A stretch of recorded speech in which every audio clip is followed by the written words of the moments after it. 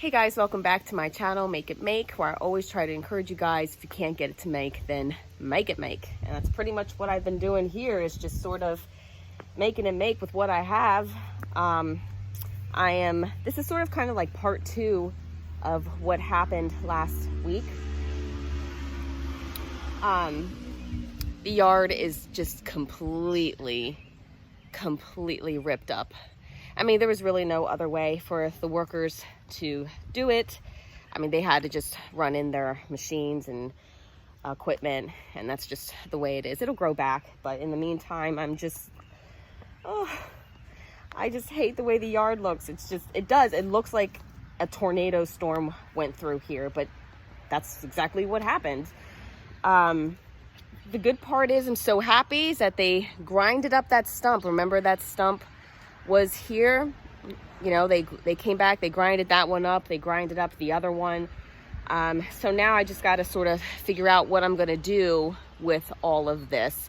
I think I'm going to use it for mulch around the house, to just cut out some brand new bedding and, you know, rake it over and plant some grass.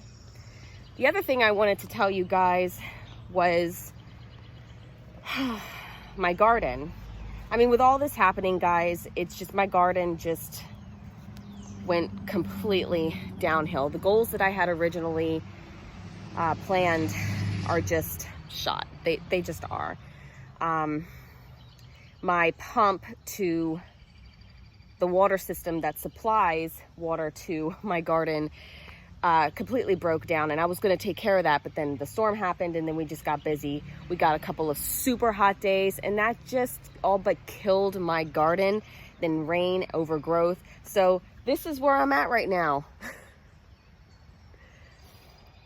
Totally overgrown. Right now, I am just sort of weed whacking.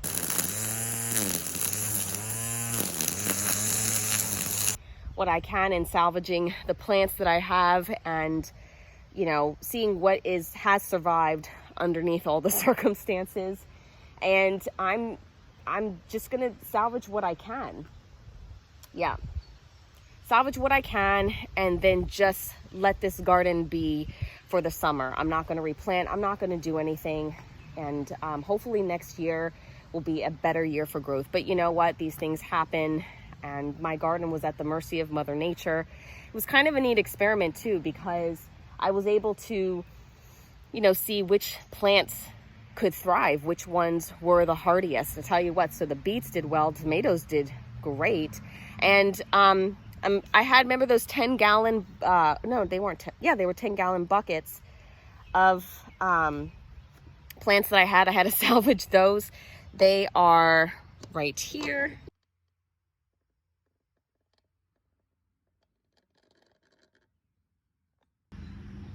I've been, you know, pulling them out of that mess that's in there, just trying to see what's growing. And my Pam patties, they're coming. So I'm excited about that. So I'm really hoping that, you know, I can, you know, bring this plant back to life along with all the other pots that are there. Okay, I mean, I have this other cucumber plant that I was able to salvage, at least one of them. And I have one cucumber, I could just pick that. And another one here. I do see some blooms here, so I'm hoping that this will kind of stay alive.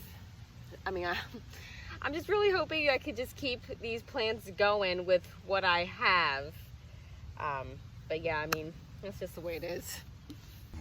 And right now, I had to pull this tomato plant out because it got completely cut in half. It must have been from the storm. So my daughter is just picking off the green tomatoes. And you know what, guys, they'll turn red. They will turn red. Last year I kind of did an experiment of picking just green tomatoes, and over time, over like maybe, well, how many days was it? I don't know. Maybe like, was it 10 days? Yeah, and it works with strawberries.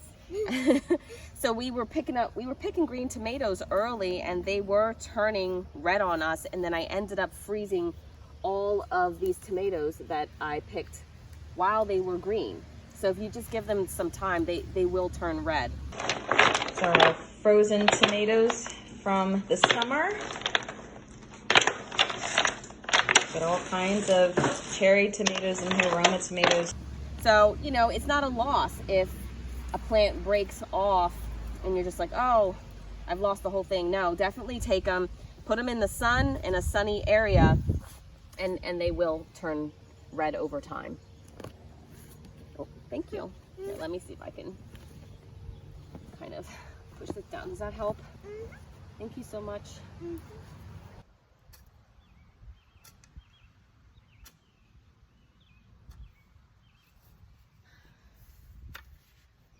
You know, before the storm even happened, I was having some issues with my onions. You know, it's like the tops completely disappeared.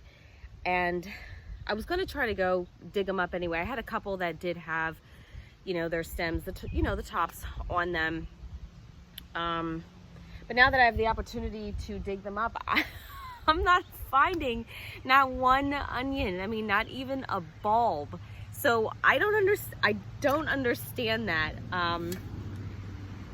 It's really quite interesting, and it's like the mystery of the missing onions. So if you guys know anything about that, let me know. I mean, again, I can't even find the original bulb that I planted. So that's kind of something I've been thinking about lately. All right, so that's what's happening right now with my garden. It's a bit disappointing, but I think the best thing to do is, again, I salvaged what I could. I'm gonna see what I can bring back to life and just close it down for the season. And it just kills me that I have to do this because I had such great plans, but that's just the way it is. And just keep on moving. I don't have the time to replant and do all those other things right now because, as you saw, I have a lot of other work that I need to get done, and that's fine. We'll just work on that, and then next year we'll just plan differently. I know that some people have been asking for quail videos. It is going to be coming. The reason why I am not doing it right at this moment is because my quail are really traumatized right now. They've slowed down in laying their eggs, which tells me that they've been stressed. And I obviously know why. It's been because of the storm and because of the tree and then grinding the stump literally right next to the coop. So I just don't want to stress them out anymore, but don't worry, it's gonna come eventually. Anyway, guys, I hope that you have a great week. And as always, God bless.